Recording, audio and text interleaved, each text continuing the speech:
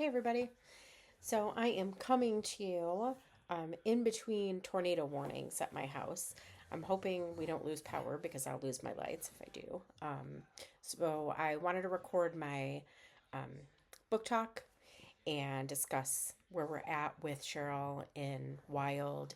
So I'm going to jump right into it. If you hear dogs barking, it's probably because there's thunder and lightning outside. So, um, to answer the questions posed by Carol, so does Cheryl challenge um, the stereotypical woman story? Does she refute the stereotype of the male adventure story? All of those things wrapped into one. So, um, yeah, I think she really does. I think, especially for the time that Cheryl was on this adventure, which was 1995, I believe. Um, she's writing about things not only she's off by herself on the Pacific Coast Trail, she goes off by herself and ill prepared, right? She has um, not really taken a lot of things into account. She just kind of went off and did it. And she also talks um, a lot about sex. She talks a lot about her sexual past. She talks a lot about um, pretty much every guy she meets on her adventure so far.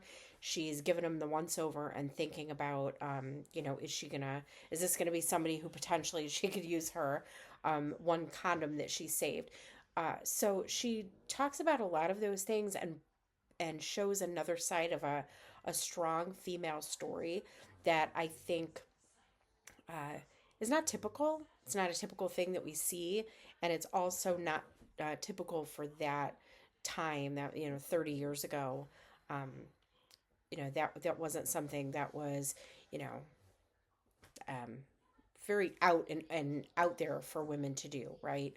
Um, we may have talked about things like that with our girlfriends, but for her to take that stance throughout the story, show how vulnerable she is, show all the mistakes she's making, and show that she is doing all of these things and doing these things on her own is really, I think, atypical.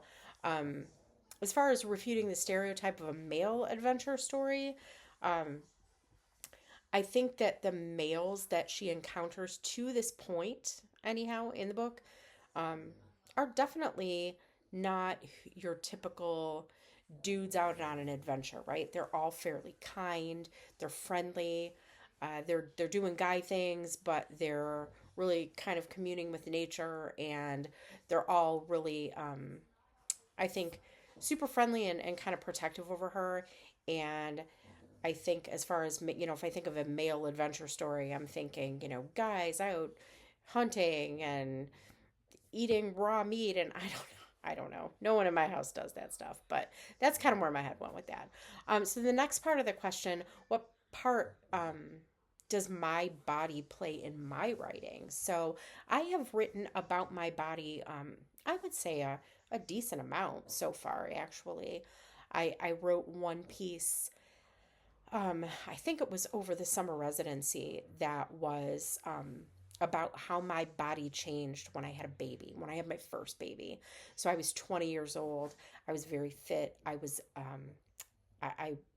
grew up going into dance clubs, and I was a punk kid, and um, I had cute clothes and dressed a little punky and all of those things. And then I had a baby at 20, and my boobs sagged, and my butt was big, and my belly was pooched out, and I never shook that. Not just the baby weight, it wasn't about the weight, but it was the way my body looked after I had a baby.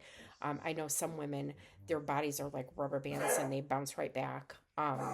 I did not have that experience, and it was very it hit me very hard, not just becoming a mother, but what becoming a mother did to my body at that young age.